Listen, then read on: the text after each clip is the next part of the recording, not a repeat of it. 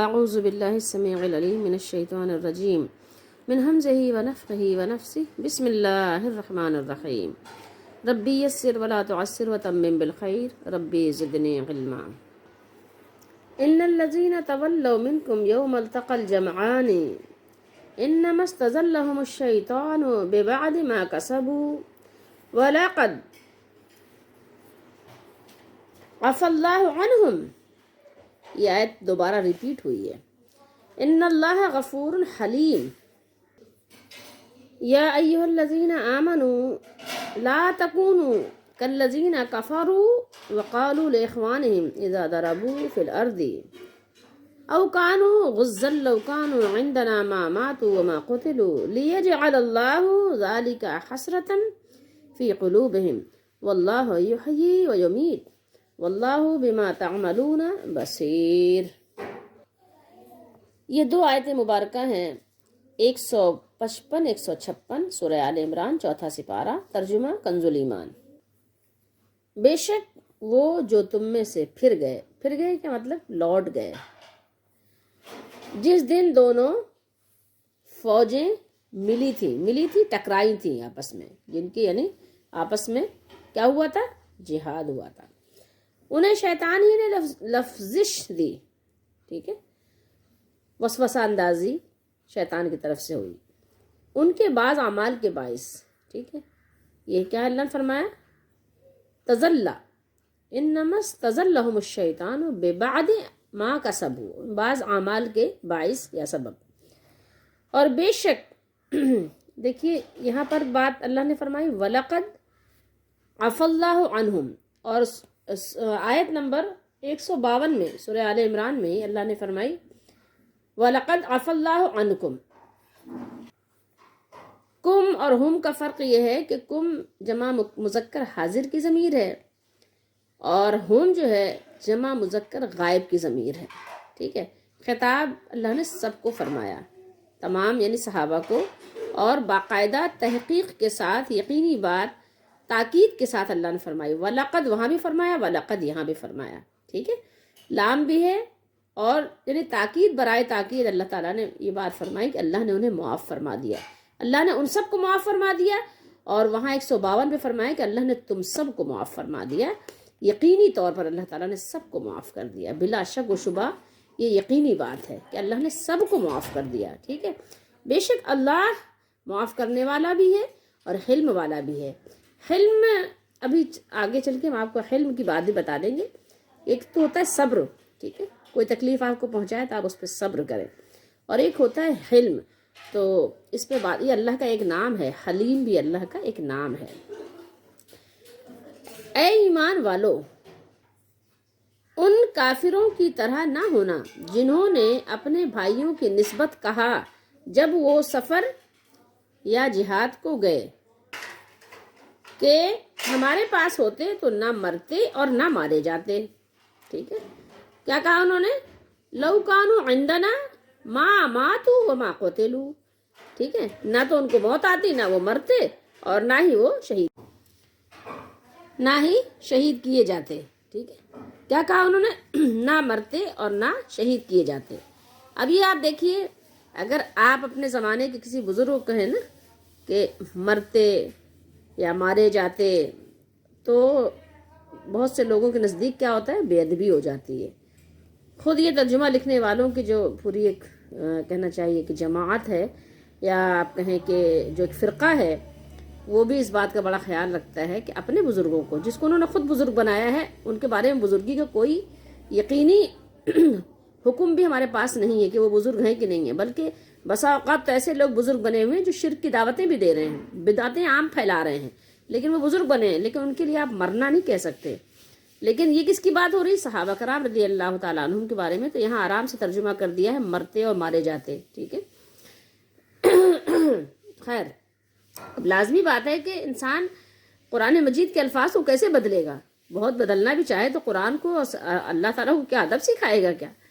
تو بس یہی بات ہے کہ جو لفظ ہے موت اور مرنا اور مارنا اور قتل، یہ الفاظ آپ اس کو بدل نہیں سکتے. کتنا بدلیں گے، پردہ کر دیا انہوں نے، نہ وہ پردہ کرتے نہ وہ پردہ کرائے جاتے. اب اس طرح کے الفاظ تو آپ یہاں نہیں استعمال کر سکتے. تو بہرحال ترجمہ یہی کیا کہ نہ مرتے اور نہ مارے جاتے، اس لیے کہ اللہ ان کے دلوں میں اس کا افسوس رکھے کہ اس کا جو کام ہو چکا. ٹھیک ہے، یہ ہے اصل میں منافقوں کی باتیں ہیں کہ منافق اس طرح کی باتیں کرنے کا ان کو موقع مل گیا تھا. ٹھیک ہے. اور اللہ جلاتا اور مارتا ہے، یعنی زندہ رکھنا اور موت دینا یہ کام کس کا ہے؟ اللہ کا ہے. اللہ کے علاوہ کسی اور کا کام نہیں ہے کہ کوئی زندگی بڑھا دے، یہ کسی اور کا کام نہیں ہے. ہاں کوئی اگر کسی کو مارتا ہے مثال کے طور پر بغیر کسی سبب کے، ٹھیک ہے، کچھ اسباب ہیں جہاں مارنے کی اجازت ہے. ٹھیک ہے، جیسے کہ کوئی شادی شدہ انسان بدکاری کرے تو وہاں پر ہے نا مارنے کی اجازت، وہ ایک الگ چیز ہے. ٹھیک ہے، وہ جو استثنائی صورتیں ہیں وہ الگ ہیں، لیکن ایسے کسی کو کوئی مارتا ہے تو وہ مجرم ہے. ٹھیک ہے، لیکن بات صرف اتنی ہے کہ حقیقت حال یہی ہے کہ موت دینا زندگی دینا یہ اللہ کا ہی اختیار ہے اور کسی کا نہیں ہے. اور اللہ تمہارے کام دیکھ رہا ہے، یعنی تمہارے اعمال سے اللہ تعالیٰ کیا ہے؟ اللہ تعالیٰ باخبر ہے، وہ ملاحظہ فرما رہا ہے، وہ مشاہدہ فرما رہا ہے. اب میرے سامنے ضیاء القرآن ہے. ٹھیک ہے، یہ تولو جو ہے تولا یا تولا سے ہے، یہ پیٹ پھیرنا. ٹھیک ہے، وہ چاہے میدان جہاد سے ہو یا ویسے دین اسلام سے منہ پھیرنے والی بات ہو. پیٹ پھیرنا، منہ پھیرنا. پیچھے سے ظاہر آپ کو پتا ہے کہ ابھی جنگ احد کا ہی تذکرہ چل رہا ہے، وہی باتیں بیان ہو رہی ہیں جنگ احد کی. تو احد کے دن جو مسلمان میدان جنگ سے چلے گئے تھے وہ شیطان کے یعنی وسوسہ اندازی کی وجہ سے ہی، اسی کے سبب سے وہ ہٹے تھے. ٹھیک ہے، مگر شیطان کو انہیں پھسلانے کا موقع انہی کے کچھ یعنی معاملات تھے جس کی وجہ سے شیطان کو موقع ملا. ہمارے ہی اپنے یعنی کچھ ایسے عمل ہوتے ہیں جس کی وجہ سے شیطان کو کیا ہوتا ہے؟ موقع مل جاتا ہے. ٹھیک ہے، ہمارے ہی کچھ ایسے کام ہو جاتے ہیں کبھی کہ دشمن کو موقع مل جاتا ہے. تو مفسرین نے بیان کیا ہے کہ پہلا تو معاملہ یہی تھا کہ جو رسول اللہ صلی اللہ تعالیٰ علیہ وآلہ وسلم نے صحابہ کو جس درے پہ مقرر فرمایا تھا وہاں سے ان کا جو ہے چلے جانا. ٹھیک ہے، ایک بات تو یہی تھی کہ آپ صلی اللہ تعالیٰ علیہ وآلہ وسلم کی جو آپ کے یعنی حکم کی یعنی مخالفت ہو گئی تھی. اس کے علاوہ ایک نیک کام کرنے سے دوسرے نیک کام کی توفیق ملتی ہے.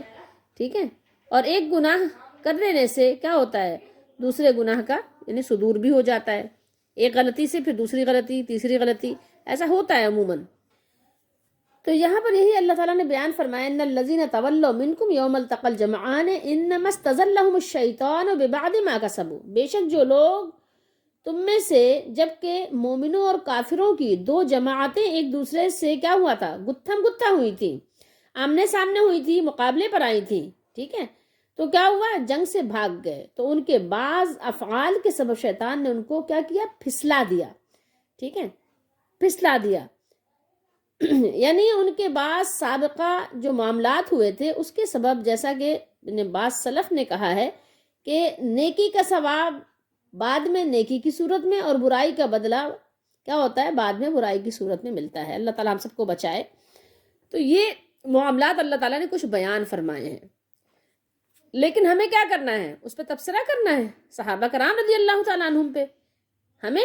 ہم تو ایسے لوگ ہیں کہ دوسروں کا حق بھی کھا جاتے ہیں اور آئے ہیں بولنے کے لیے. کس کے لیے؟ صحابہ کرام کے لیے باتیں کرنے آئے ہیں، جبکہ اللہ تعالیٰ نے ان کو کیا کیا؟ ان کو مژدہ سنایا ہے، ان کو خوشخبری سنائی ہے. کس بات کی؟ وَلَقَدْ عَفَا اللَّهُ عَنْهُمْ.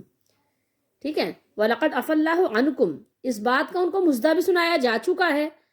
ان کو اس بات کی ڈگری بھی مل چکی ہے، سرٹیفکیٹ ان کو مل چکا ہے کہ اللہ تعالیٰ نے ان سب کو معاف کر دیا ہے. اللہ تعالیٰ نے صحابہ رضی اللہ تعالیٰ عنہم کی جو لفزش ہو گئی تھی، جو بھول چوک ہو گئی تھی، اللہ نے اس کو معاف کر دیا. جیسا کہ رسول اللہ صلی اللہ علیہ وسلم آواز دے رہے تھے تو صحابہ کرام کو سنائی نہیں دیا، وہ ادھر ادھر منتشر ہو گئے تھے، یا جو بھی جہاد سے اگر ادھر ادھر فرار بھی ہوئے تھے، جو کچھ بھی ہوا تھا، تو اللہ نے کیا فرمایا؟ وَلَقَدْ عَفَا اللَّهُ عَنْهُمْ. اور یقیناً بلا شبہ بے شک یعنی یقینی بات ہے یہ کہ اللہ تعالیٰ نے ان کو معاف کر دیا جس کا انہوں نے یعنی صدور کیا تھا. جو کچھ بھی ان سے صدور ہوا اللہ تعالیٰ نے اس سب کو معاف کر دیا. ٹھیک ہے، کیوں؟ اس لیے کہ ان اللہ غفور حلیم، بے شک اللہ بخشنے والا بھی ہے اور اللہ تعالیٰ بردبار ہے، وہ گناہ معاف فرما دیتا ہے اور اپنی مخلوق سے حلم و بردباری سے پیش آتا ہے اور ان کی غلطیوں سے درگزر فرماتا ہے۔ اب میں آپ کو تھوڑا سا حلم کا بتا دوں، مثال کے طور پر جب بچہ کوئی غلطی کرتا ہے تو اماں کیا کرتی ہے؟ فوراً ری ایکشن کرتی ہے عموماً، ٹھیک ہے، یا لوگ بادشاہ عموماً فوراً ری ایکشن کرتے ہیں، فوراً، ٹھیک ہے، لیکن اللہ تعالیٰ ایسا نہیں کرتا۔ اللہ تعالیٰ موقع دیتا ہے، مہلت دیتا ہے، چشم پوشی فرماتا ہے، درگزر فرماتا ہے کہ نہیں ابھی آپ کے لیے ایک اور وقت ہے، پھر آپ کے لیے ایک وقت اور ہے، پھر اور ہے۔ یہ اور بات ہے کہ کوئی ایسا جرم کرے، مالک ہے وہ، اگر چاہے کسی کو فوراً پکڑنا تو فوراً بھی پکڑ لے، لیکن فوراً کسی کو پکڑتا نہیں ہے۔ ایسا نہیں ہوتا کہ پہلی غلطی پہ اللہ تعالیٰ نے کسی کو سزا دی ہو، ایسا عموماً نہیں ہوتا۔ بار بار غلطی کرنے کے باوجود بھی اللہ تعالیٰ موقع ضرور دیتا ہے ہر ایک کو۔ یہ اور بات ہے کہ کوئی اپنا موقع گنوا دے تو اب ظاہر ہے کہ گنوا دے، ٹھیک ہے، ضائع کر دے تو ضائع کر دے، ٹھیک ہے۔ ایک بہترین چانس اگر کسی کو ملے اور اس چانس کو وہ کیا کرے؟ یوٹیلائز نہ کرے، اس سے فائدہ نہ اٹھائے، اب وہ اس کی مرضی ہے، لیکن اللہ تعالیٰ موقع ہر ایک کو ضرور دیتا ہے۔ وہ حلیم ہے، وہ حلیم ہے، تو وہ کیا کرتا ہے؟ پردہ ڈالتا ہے، کہتا ہے ٹھیک ہے کوئی بات نہیں، ڈزنٹ میٹر، چلو چلو آگے بڑھو آگے بڑھو، کوئی مسئلہ نہیں ہے۔ تو انسان کو موقع ضرور دیا جاتا ہے، یہ اللہ تعالیٰ حلیم ہے، یعنی یہ باوجود کہ جانتا بھی ہے، دیکھتا بھی ہے، مشاہدہ بھی ہے، اس کا سب کچھ ہے، علیم بھی ہے، خبیر بھی ہے، سمیع بھی ہے، بصیر بھی ہے، سب کچھ ہونے کے باوجود بھی بندوں کے گناہوں پر پردہ ڈالتا رہتا ہے، موقع دیتا رہتا ہے۔ یہ اس کی صفت حلیم ہے، ٹھیک ہے۔ اس کا بہت سے لوگ ترجمہ کرتے ہیں، لیکن آپ اس کا اردو میں صحیح سے ترجمہ کر نہیں سکتے اس کے حلم کا، ٹھیک ہے۔ ہمارے سامنے ہمارا کوئی دشمن ہو، کوئی مخالفت کرے، ہم فوراً جو ہے اس کی یعنی روٹی پانی بند کر دیتے ہیں، قید کر دیتے ہیں اور طرح طرح کی اذیتیں دیتے ہیں، لیکن اللہ تعالیٰ کے ساتھ لوگ شریک کرتے ہیں، اس کے برابر کا ٹھہراتے ہیں، ٹھیک ہے، اس کے سامنے اس کے بندوں کی ایسی پذیرائی کرتے ہیں جیسے کہ اللہ تعالیٰ کی جو شان اس کا حق ہے، لیکن پھر بھی اللہ موقع دیتا ہے، ان کو کھانا پانی بھی دیتا ہے۔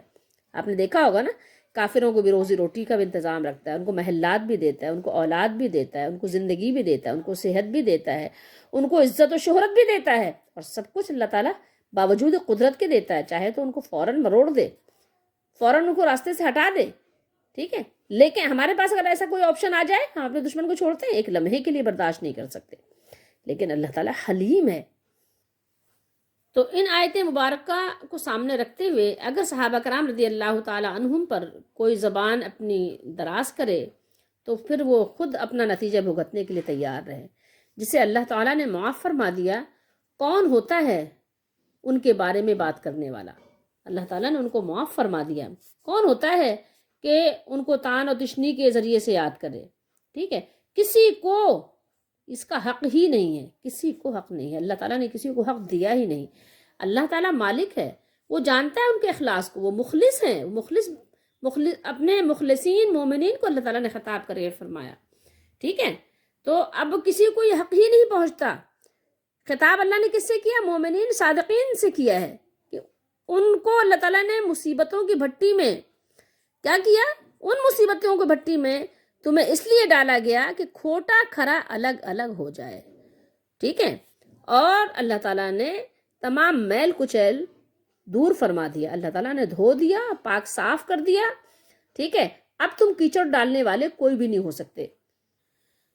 اب ہم آپ کو تھوڑا سا یہ ضیاء القرآن کا یہ ان کا جو تفسیرہ ہے وہ دکھاتے ہیں۔ فرماتے ہیں کہ اس افراتفری میں جو لوگ بھاگ کھڑے ہوئے تھے انہیں پہلے کیا کیا؟ مژدہ سنایا گیا، خوشخبری سنائی گئی کہ اللہ تعالیٰ نے ان کی غلطی معاف فرما دی، ٹھیک ہے، اور ان کی مزید تسکین خاطر کے لیے اسی خوشخبری کو دہرایا جا رہا ہے۔ ایک دفعہ حضرت عثمان اور حضرت عبد الرحمن بن عوف رضی اللہ تعالی عنہما میں کسی بات پر کیا ہوا؟ ایک تلخ کلامی ہوتی ہے نا، ہو گئی، تو حضرت عبد الرحمن بن عوف رضی اللہ تعالیٰ عنہ نے کچھ باتیں کہی تھیں، ٹھیک ہے، تو حضرت عثمان رضی اللہ تعالیٰ عنہ نے کہا کہ تمہیں کوئی حق نہیں پہنچتا کہ مجھے یعنی اس طرح کے الفاظ کہو، کیونکہ میں بدر میں شریک تھا اور تم غیر حاضر تھے۔ یہ بات کس نے کہی تھی؟ عبد الرحمن بن عوف رضی اللہ تعالیٰ عنہ نے۔ یہ روایت اس میں موجود ہے مسند احمد میں، ہم آپ کو سنا دیتے ہیں مختصر کر کے۔ یہ واقعہ یہ ہے کہ عبد الرحمن بن عوف رضی اللہ تعالیٰ عنہ ولید بن عقبہ سے ملاقات ان کی ہوئی، تو ولید نے ان سے کہا کہ کیا بات ہے کہ آپ نے امیر المومنین حضرت عثمان رضی اللہ تعالیٰ عنہ سے، یعنی کچھ معاملات آگے پیچھے ہوئے ہیں، تو عبد الرحمن نے ان سے بطور جسے ناراضگی کہا کہ انہیں میری طرف سے یہ بات پہنچا دیں کہ جو، یعنی یہ اللہ نے یہاں بیان فرمایا نا کہ جس دن دونوں فوجیں کیا ہوئی تھی، یعنی آپس میں گتھم گتھا ہوئی تھیں، تو اس دن جو ہے میں بھاگا نہیں تھا۔ عبد الرحمن بن عوف رضی اللہ تعالیٰ عنہ نے اپنے آپ کو کہا کہ میں بھاگا نہیں تھا، اور اس کے بعد کہتے ہیں کہ آپ کے کہنے کا مقصد یہ تھا کہ میں احد کے دن فرار نہیں ہوا تھا، اور نہ میں بدر کے دن پیچھے رہا تھا، بدر کے دن بھی میں حاضر تھا، اور نہ میں نے حضرت عمر رضی اللہ تعالیٰ عنہ کے طریقے کو ترک کیا ہے، ٹھیک ہے۔ تو ولید گئے اور انہوں نے حضرت عثمان رضی اللہ تعالیٰ عنہ کو ان سب باتوں کی خبر دی۔ حضرت عثمان رضی اللہ تعالیٰ عنہ نے فرمایا کہ انہوں نے جو یہ کہا ہے کہ میں جنگ احد سے نہیں بھاگا، تو سوال یہ ہے کہ وہ مجھے ایسے گناہ کی وجہ سے تانا کیوں دیتے ہیں، جسے معاف کرتے ہوئے اللہ تعالیٰ نے فرمایا ان الذین تولوا منکم یوم التقى الجمعان انما استزلهم الشیطان ببعد ما کسبوا ولقد عفا اللہ عنہم۔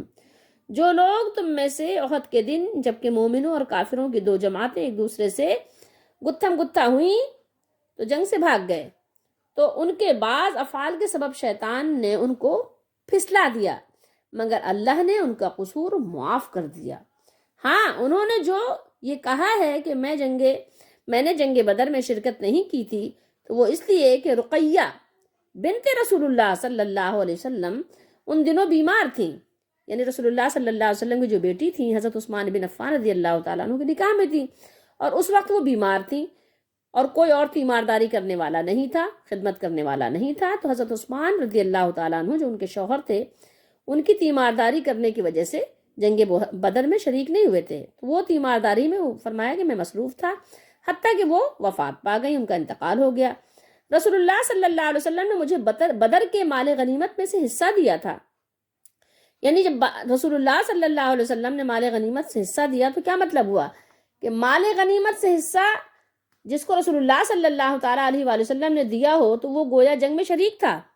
اگر جنگ سے بھاگا ہوا کوئی فرد ہو تو اس کو تو ظاہر حصہ نہیں ملے گا نا، بلکہ اس کو تو ڈانٹ ڈپٹ پڑے گی، تو وہ بھاگے ہوئے ہوتے تو ان کو مال غنیمت سے رسول اللہ صلی اللہ علیہ وسلم حصہ نہیں دیتے، ٹھیک ہے۔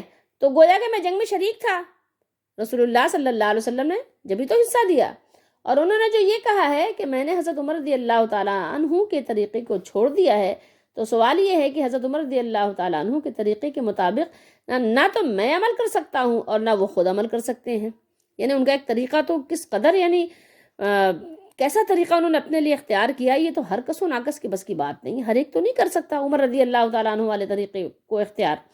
جاؤ انہوں میری طرف سے یہ باتیں پہنچا دو۔ یہ مسند احمد کی روایت ہے جو میں نے آپ کو سنائی ہے۔ سنانے کی وجہ بھی یہی ہے تاکہ کوئی کہیں پر پڑھے یا کوئی اس کو سنائے تو یہ نہ سمجھے کہ ہاں نعوذ باللہ استغفر اللہ صحابہ کرام میں اس طرح کے معاملات تھے، تان و تشنی ہوتی تھی، نہیں، بلکہ ایک دیکھیں ایسا ہوتا ہے کہ کچھ نہ کچھ مخالفت، کچھ نہ کچھ معاملات آپس میں کبھی کبھی ہو ہی جاتے ہیں، تو انسان چونکہ انسان ہے وہ معصوم تو نہیں ہے، خطا ہو جانا یہ ایک کامن سی بات ہے، اور اللہ تعالیٰ نے اسی لیے تو جگہ جگہ فرمایا کہ اللہ تعالیٰ مومنوں کی خطاؤں کو معاف فرماتا ہے، اور وہ حلیم بھی ہے، ٹھیک ہے، وہ غفور بھی ہے، وہ حلیم بھی ہے۔ تو یہ انسانی جو عادات ہیں اس کا تقاضا یہ ہے کہ ایک دوسرے سے کچھ نہ کچھ خلاف مزاج بات ہو جاتی ہے، اور یہ ایک عام طور پر عام بات ہے، کوئی ایسا مسئلے والی بات نہیں ہے، ٹھیک ہے۔ تو کبھی کبھی انسان ظاہر اس طرح کے الفاظ بھی کہہ دیتا ہے جو اسے نہیں کہنا چاہیے، لیکن وہ صحابہ کرام کی آپس کی باتیں ہیں، ٹھیک ہے۔ ہم میں سے اول بات تو کوئی صحابی بھی نہیں ہے، نہ کوئی تابعی ہے، ٹھیک، اور اس درجے کا مسلمان بھی نہیں ہے جس درجے کے مسلمان صحابہ کرام تھے۔ یہ بات کسی کو کتنی کڑوی لگے، اس درجے کا مسلمان بہرحال نہیں ہے، ٹھیک ہے، جس درجے کے وہ تھے۔ اچھا، اب آئیے دیکھیے یہ غزن جو ہے نا، یہ غزن کیا ہے؟ یہ لام کی وجہ سے اس میں تشدید ہے نا، تو یہاں ملا دیا، غزل پڑھتے ہیں اس کو، لیکن یہ غزن ہے کیا، اس کو بھی تھوڑا دیکھ لیجئے۔ یہ ہے غازن کی جمع۔ میں نے اس لیے بتانا چاہا کہ یہ ذرا آپ کو الفاظ آسان لگے گا اور سمجھنا بھی آسان ہو جائے گا۔ یہ غازن کی جمع ہے جو غزا یا غزو سے اس میں فاعل ہے، تو اس کا معنی ہوگا یعنی جہاد کرنے والے یا لڑنے والے، ٹھیک ہے۔ تو یہاں پر مسلمانوں کو تاکید فرمائی گئی ہے کہ تم ان لوگوں کی طرح نہ ہو جاؤ جو اپنے نفاق کی وجہ سے کافر ہیں اور یہ گندا عقیدہ صرف دل ہی میں نہیں رکھتے بلکہ برملا اس کا اظہار بھی کرتے ہیں کہ ہمارے جو بھائی جہاد کے سفر میں فوت ہو گئے یا لڑتے ہوئے شہید ہو گئے اگر ہمارے پاس رہتے تو نہ مرتے اور نہ شہید ہوتے۔ ان کا یہ عقیدہ اور قول اللہ تعالی ہمیشہ کے لیے ان کے دلوں میں حسرت و افسوس کا باعث بنائے رکھے گا۔ مسلمانوں کو اس عقیدے سے اس لیے روکا کہ غلط ہونے کے ساتھ ساتھ یہ بزدلی کا باعث بھی بنتا ہے، جبکہ موت و حیات تو اللہ تعالیٰ کے اختیار میں ہے اور اس کا وقت بھی مقرر ہے۔ یہی عقیدہ مسلمان کی قوت کا باعث ہے کہ مسلمانوں کی قوت میں کیا ہوتا ہے، بہت زیادہ اضافہ ہو جاتا ہے۔ اس لیے حکم دیا کہ دل مضبوط رکھو، موت اپنے وقت سے ایک لمحے بھی پہلے نہیں آ سکتی مگر کہ الفاظ شیطان کو کیا کرتے ہیں، موقع فراہم کرتے ہیں کہ وہ دخل اندازی کرے، ٹھیک ہے، تو شیطان کو دخل اندازی کا موقع مل جاتا ہے۔ تو اس لیے اگر مگر سے اپنے آپ کو بچاؤ۔ رسول اللہ صلی اللہ علیہ وسلم نے فرمایا کہ قوی مومن، طاقتور مومن، مضبوط مومن اللہ تعالیٰ کے نزدیک ضعیف سے بہتر اور زیادہ محبوب ہے۔ یعنی جو ضعیف کمزور ہے، ظاہر وہ نفع وہ فائدہ اسلام کو اس سے نہیں پہنچ سکتا جو قوی اور بہادر اور صحت مند مومن پہنچائے گا، اور ہر ایک میں کوئی نہ کوئی بھلائی ہے، یعنی کمزور مومن میں بھی بھلائی ہے اور صحت مند میں تو ہے ہی۔ تو اس چیز کی حرص کرو جو تمہیں نفع دے اور اللہ سے مدد مانگو اور عاجز مت بن جاؤ، اور اگر تمہیں کوئی مصیبت پہنچے تو یہ مت کہو اگر میں ایسا اور ایسا کرتا تو مجھے یہ مصیبت نہ پہنچتی، بلکہ یوں کہو کہ اللہ نے جو مقدر کیا اور جو چاہا کر دیا، اس لیے کہ لو کہتے ہیں اگر، ٹھیک ہے، یہ دیکھیں یہاں پر جو لو کا لفظ ہے نا، لو، کاش، یہ کاش کا معنی بھی دیتا ہے اور اگر کا معنی بھی دیتا ہے، اور اس کی بہت ساری ترکیبیں ہیں اگر آپ کرنا چاہیں تو یہ کیا کرتا ہے، یہ شیطان کے کام کا راستہ کھول دیتا ہے، شیطان کا کام آسان کر دیتا ہے اگر مگر، کاش۔ اب دیکھیے یہ آیت مبارکہ، یا ایھا الذین آمنوا لا تکونوا، آپ ویسے بھی جانتے ہیں نا، اللہ تعالیٰ فرماتا ہے کن، ہو جا، فیکون، سو وہ ہو جاتا ہے، تو کن، کونو، تکونو، تم لوگ نہیں ہو جاؤ، ٹھیک ہے، لا آ گیا تو یہ کیا کر رہا ہے، لا بتا رہا ہے کہ نہیں، ایسا نہیں کرو، ٹھیک ہے، ایسے نہیں ہو جاؤ تم لوگ۔ ایمان والوں کو اللہ تعالیٰ نے خطاب فرمایا، ایمان والوں سے اللہ تعالیٰ نے بیان فرمایا، کیا بیان فرمایا؟ اللہ تعالیٰ نے اپنے مومن بندوں کو کفار کے اس فاسد اور گندے اعتقاد کی مشابہت نقل اختیار کرنے سے منع فرمایا ہے، جو ان کی اس بات سے معلوم ہوتا ہے جو انہوں نے اپنے بھائیوں کے بارے میں کہی تھی کہ جو سفر اور جہاد میں فوت ہو گئے تھے، کہ اگر وہ ان سفروں اور جنگوں کو اختیار نہ کرتے، نہ جاتے، تو اس صورتحال سے وہ دوچار نہ ہوتے۔ لہٰذا اللہ تعالیٰ نے فرمایا ہے، یا ایھا الذین آمنوا لا تکونوا کالذین، ان لوگوں کی طرح، ان لوگوں جیسے، یہ کاف جو ہے تشبیہ کے لیے ہے، کفروا وقالوا لاخوانہم، ٹھیک ہے، فرمایا اللہ نے کہ مومنوں ان لوگوں جیسے نہ ہونا جو کفر کرتے ہیں اور اپنے بھائیوں کی نسبت کہتے ہیں اذا ضربوا فی الارض، جب وہ تجارت وغیرہ کے لیے سفر کریں، ظاہر تجارت کے لیے بھی تو آپ کو گھر نہیں بیٹھ کے تجارت ہوتی نا، سفر کرنا پڑتا ہے، او کانوا غزن، یا جہاد میں شرکت کریں، لو کانوا عندنا، اگر وہ ہمارے پاس رہتے، یعنی شہر ہی میں رہتے، بستی ہی میں رہتے، ما ماتوا وما قتلوا، تو نہ سفر میں مرتے اور نہ جنگ میں شہادت حاصل کرتے۔ تو اللہ نے فرمایا لیجعل اللہ ذالک حسرۃ فی قلوبہم، یعنی اللہ تعالیٰ نے ان کے دلوں میں یہ اعتقاد اس لیے پیدا کیا تاکہ اپنے بھائیوں کی موت اور ان کے قتل ہونے پر ان کی حسرت میں اور بھی کیا ہو، اضافہ ہو، ٹھیک ہے۔ اور پھر اللہ تعالیٰ نے ارشاد فرمایا ان کی باتوں کی تردید کرتے ہوئے، فرمایا واللہ یحیی و یمیت، اور زندگی اور موت تو اللہ ہی دیتا ہے، اللہ ہی کے اختیار میں ہے، یعنی اسی کے ہاتھ میں پیدا کرنا ہے، ہر امر کا انجام اسی کی طرف ہے، اس کی مشیت اور تقدیر کے بغیر نہ کوئی زندہ رہ سکتا ہے اور نہ کوئی مر سکتا ہے، اور اس کی قضاء اور قدر کے بغیر کسی کی عمر میں نہ کوئی اضافہ ہو سکتا ہے اور نہ کمی ہو سکتی ہے۔ واللہ بما تعملون بصیر، اور اللہ تمہارے سب کاموں کو دیکھ رہا ہے۔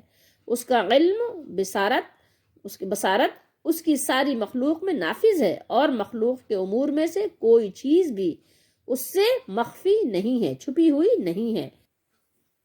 اب آئیے اس آیت مبارکہ کی روشنی میں تھوڑا صحابہ کرام رضی اللہ تعالیٰ عنہم سے متعلق کچھ جاننے کی کوشش کر لیتے ہیں کہ ہمیں ان کا نام کس طرح لینا چاہیے۔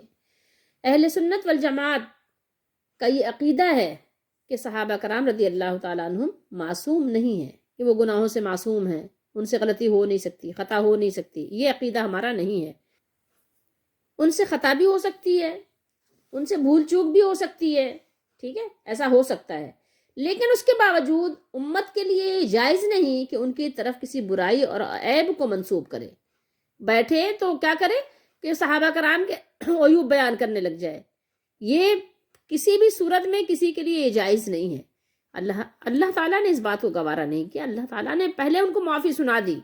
آپ یہ دیکھیں کہ اللہ تعالیٰ نے دوبارہ ان کو معافی کی خوشخبری یہاں سنا دی ہے۔ اللہ تعالیٰ نے، آپ ذرا اس آیت مبارکہ پر غور کریں۔ جو لوگ صحابہ کرام کے اوپر بیٹھ کر لافزنی کرتے ہیں، ان کو اس آیت مبارکہ پر بہت زیادہ غور و خوض کرنا چاہیے، ٹھیک ہے۔ تو ان کی طرف کسی عیب کو منسوب کرنا، اور آپ کو پتہ ہے کہ حاطب بن بلتا جو بخاری شریف میں واقعہ ہے، جب انہوں نے خبریں پہنچا دی تھی، خط لکھ دیا تھا، وہ ٹھیک ہے کہ خط اللہ نے خبر دیا، آپ نے وہ خط جو ہے جانے نہیں دیا، لیکن اس کے باوجود آپ صلی اللہ علیہ وسلم نے عمر رضی اللہ تعالیٰ عنہ سے فرمایا کہ اللہ تعالیٰ کو معلوم ہے کہ یہ کیا کرنے والے ہیں، یہ بدر میں شامل تھے، اللہ نے ان کو معاف کر دیا ہے۔ جب اللہ رسول اس بات کی یعنی خوشخبری سنا رہے ہیں تو کون ہو سکتا ہے کہ جو ان کے لفظشوں کو اپنے محفلوں میں بیٹھ کر مزے لے لے کر سنائے، مسکرا مسکرا کر سنائے؟ وہ ذرا اپنا ایمان تو چیک کرے، کس قدر یعنی فریب زدہ ماحول میں آپ، یعنی گھٹن زدہ ماحول میں تو آپ جی رہے ہیں، ہر طرف فریبی فریبی۔ اگر یہ کہیں کہ 100 میں سے آپ کو 90% لوگ آج فریبی ملیں گے، دھوکے باز، ان کے دھوکے کی صورتیں الگ الگ ہیں، تو اپنے ذرا دھوکے کو بیان کرو نا بیٹھ کے، اپنے دھوکے اپنے فریب تو بیان کرتے نہیں۔ اور صحابہ کرام رضی اللہ تعالیٰ عنہم جنہوں نے اپنا سب کچھ لٹا دیا دین اسلام کی بنیادوں کو مضبوط کرنے کے لیے، دین اسلام کے پیغام کو دنیا کے کونے کونے گوشے گوشے میں پہنچانے کے لیے، ان کے لیے آپ مسکرا مسکرا کر جو ہے نعوذ باللہ استغفر اللہ باتیں بناتے ہیں؟ شرم نہیں آتی؟ شرم کرو۔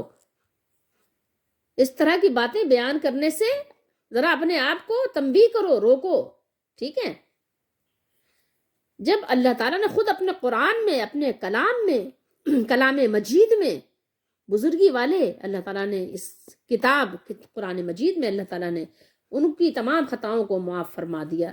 اللہ تعالیٰ نے ان کو معافی کا مژدہ سنا دیا، معاف کر کے ان کے ساتھ لطف و کرم کا معاملہ فرمایا، اور ان کو رضی اللہ عنہم ورضوا عنہ کا مقام عطا فرمایا۔ تو پھر کسی کو کیا حق ہے کہ ان میں سے کسی کا برائی کے ساتھ تذکرہ کرے؟ کیا حق پہنچتا ہے کسی کو؟ تم صحابی ہو، تم جو ہے وکیل ہو صحابہ کرام کے، تم ہو کون؟ اللہ رسول جو بیان کرے، ٹھیک ہے، اللہ رسول تو ظاہر ہے اللہ تعالیٰ تو ہے ہی تمام مخلوق میں، ظاہر ہے اس کو تو بزرگی حاصل ہے ہی، اس کے برابر کون ہو سکتا ہے؟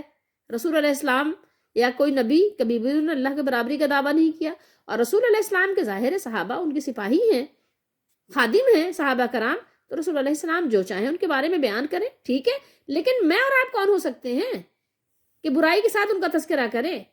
کون ہو سکتے ہیں؟ حضرت عبداللہ بن عمر رضی اللہ تعالیٰ عنہ کے سامنے ایک مرتبہ کسی نے حضرت عثمان غنی رضی اللہ تعالیٰ عنہ اور بعض صحابہ کرام رضی اللہ تعالیٰ عنہ پر غزوہ احد کے اسی واقعے کا ذکر کر کے کچھ الفاظ کہہ دیے کہ میدان چھوڑ کر بھاگ گئے تھے۔ اس پر حضرت عبداللہ بن عمر رضی اللہ تعالیٰ عنہ نے یہی آیت پڑھ کر بتائی، فرمایا کہ جس چیز کی معافی کا اللہ تعالیٰ نے اعلان فرما دیا، اس پر تان کرنے کا کسی کو کیا حق پہنچتا ہے؟ بخاری شریف کی حدیث شریف ہے۔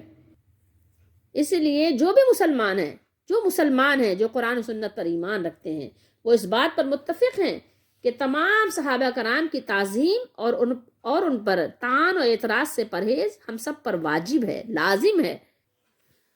ہم پر واجب ہے کہ صحابہ کرام کا ذکر خیر کے ساتھ کریں اور بھلائی کے ساتھ کریں، اس کے علاوہ نہ کریں، ٹھیک ہے۔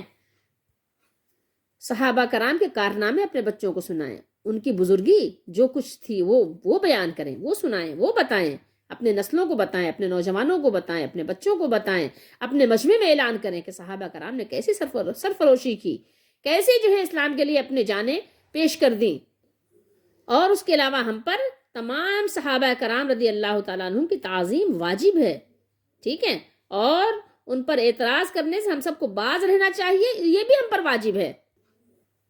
اور اس کے علاوہ صحابہ کرام میں بعض میں اگر آپس میں کچھ اختلاف ہو گیا، ان کے درمیان جو اختلافات ہوئے، جو کچھ آپس میں ان کے معاملات ہوئے، ان میں کسی پر الزام و اعتراض کرنے سے ہمیں اور آپ کو باز رہنا چاہیے. کہیں ایسا نہ ہو کہ اپنے ایمان سے ہاتھ دھو بیٹھیں اور پتہ بھی نہ چلے. اور تاریخ کی کتابیں پڑھ کر، وہ تاریخ کی کسی کی بھی کتاب ہو، وہ چاہے ابن خلدون کی ہی کیوں نہ ہو جو مستند مانی جاتی ہے، کوئی بھی ہو تاریخ کی کتاب، ان کے جو عیوب کے متعلق اس میں جو ہے جو کچھ باتیں بیان ہوئی ہیں، اس میں کیا ہے، بکثرت جھوٹی اور غلط ہیں جو دشمنوں نے اڑائی ہیں. کیا اس وقت دشمن منافق نہیں تھے کیا؟ ٹھیک ہے. اور بعض وہ ہیں جن میں کمی بیشی کر کے اپنی اصلیت کے خلاف انہوں نے کر دیا ہے اس کو، تو ان سب پر تو ہمیں اعتماد کرنا ہی نہیں ہے. ٹھیک ہے. اور اگر بفرض محال مان بھی لیا جائے کہ ان میں جو کچھ بھی ہوا، ٹھیک ہے، کچھ بھی آپ اگر مان لیتے ہیں، تو آپ ان پر باتیں کر کے آپ کو حاصل کیا ہوگا؟ کیا آپ کو وہی باتیں رہ گئی، اس کے علاوہ آپ کو اور باتیں نہیں ملتی؟ صرف آپ کو صحابہ کرام کے نعوذ باللہ استغفر اللہ نقائص بیان کرنے کے لیے آپ کے پاس رہ گیا اور کچھ نہیں رہ گیا؟ اللہ تعالیٰ نے آپ کو یہ حکم دیا ہے. صحابہ کرام کو اللہ تعالیٰ نے نہیں فرمایا وَكُلًّا وَعَدَ اللَّهُ الْحُسْنَىٰ، فتح مکہ سے پہلے والوں کو بھی اور ان کے بعد والوں کو سورہ حدید میں اللہ نے نہیں فرمایا؟ ہوتے کون ہو تم؟ آج کے دور کے لوگ ہوتے کون ہیں؟ صحابہ کرام پہ انگلی اٹھانے والے ہوتے کون ہیں؟ ٹھیک ہے.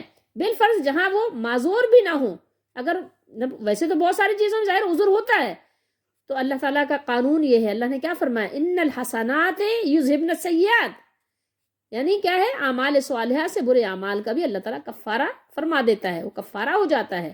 حسنات کیا کرتی ہیں، وہ ضائع کر دیتی ہیں، سیئات کو مٹا دیتی ہیں، غائب کر دیتی ہیں. اور صحابہ کرام رضی اللہ تعالیٰ عنہم کے اعمال صالحہ کے برابر کسی دوسرے کے اعمال ہو ہی نہیں سکتے.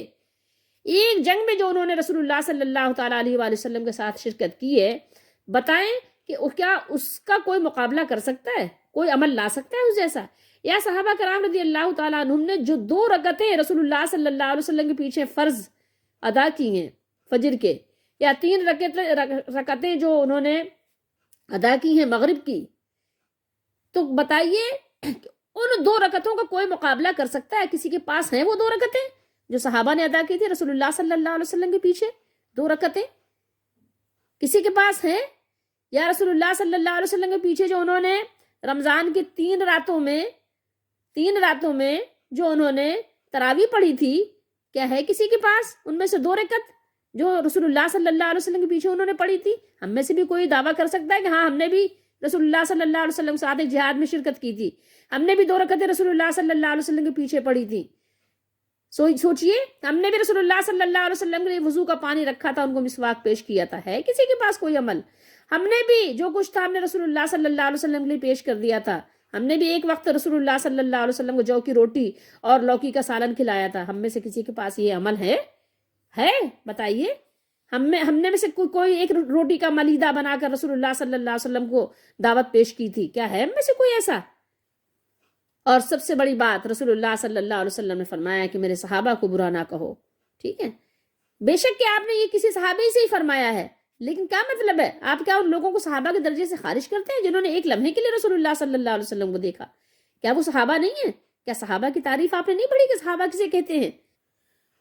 اللہ تعالیٰ کی غفور الرحیمی کا، اللہ تعالیٰ کے معاف جو اس کے یعنی معافی کا، اللہ تعالیٰ کے لطف و کرم کا، اس کی رحمت کا، اس کے عفو درگزر کا، اس کے عفو و کرم کے جتنے مستحق صحابہ کرام ہیں، کوئی دوسرا نہیں ہو سکتا.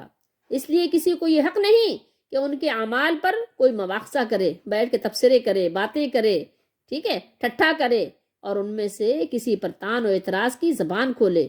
ٹھیک ہے، کسی کو یہ حق حاصل نہیں ہے. خیال رکھو اس بات کا، ورنہ آپ اپنے لیے بہت بڑی بغاوت کا دروازہ کھول رہے ہیں اگر آپ صحابہ کرام رضی اللہ تعالیٰ عنہم پر کوئی ایسے الفاظ جو بول رہے ہیں.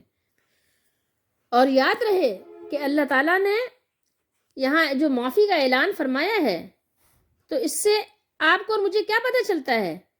یہ کہ وہ محبوب ہیں بارگاہ الہی میں، وہ محبوب ہیں اللہ کے، پسندیدہ ہیں وہ، ٹھیک ہے؟ جن لوگوں کو اللہ تعالیٰ پسند فرماتا ہے انبیاء کے بعد، وہ بہت بڑا گروہ ہے صحابہ کرام کا۔ اور عام مومنین کے لیے بھی یہ تنبیہ ہے کہ مومنین صادقین کو جب اللہ تعالیٰ نے معاف فرما دیا کہ اب کسی کے لیے یہ بات جائز نہیں ہے کہ صحابہ کرام کو ملامت کا، تنقید کا نشانہ بنائے۔ اچھا، یہ ضیاء القرآن والے فرماتے ہیں کہ منافقین جو اپنے آپ کو مسلمان کہتے اور مسلمانوں کے ساتھ بھائی چارے کا دعویٰ کیا کرتے، وہ اپنے بزدلی اور نامردی کو احتیاط اور مسلمانوں کے احتیاط کا نام دیتے تھے، یعنی یہ احتیاط کا تقاضا ہے۔ جیسے آج بھی بہت سے لوگ کیا کہتے ہیں، کافروں سے خوب فائدے اٹھا رہے ہیں، کیا کہتے ہیں، یہ وقت کا تقاضا ہے، بہت سی باتیں کرتے ہیں۔ اللہ تعالیٰ ہم سب کو سمجھنے کی توفیق دے۔ اور جو مسلمان صحابہ کرام جذبہ جہاد اور شوق سے اپنے یعنی سروں کو اللہ کی راہ میں کیا کرتے تھے، دے دیتے تھے، کٹوا دیتے تھے، اس کو کیا کہتے تھے، دیوانگی کہتے، یہ تو دیوانہ پن ہے، ٹھیک ہے، یہ دیوانہ پن ہے سمجھتے تھے۔ اور جب کوئی مسلمان جہاد میں جام شہادت نوش کر لیتا تو کیا کرتے، اپنی رونی ہوئی صورت بنا کر ایک خیر خواہی کا جذبہ لے کر آ جاتے، اسی انداز میں کہا کرتے کہ کاش ہی ہمارے بھائی جو جنگوں میں کٹ کٹ کر مر رہے ہیں ہماری طرح آرام سے گھروں میں ٹھہرتے تو کاہے کو یہ مصیبت آتی، کاہے کو بچے یتیم ہوتے، کاہے کو جو ان کی بیگم ہے ان کا سہاگ اجڑتا، کاہے کو ماں کی دنیا تاریک ہوتی۔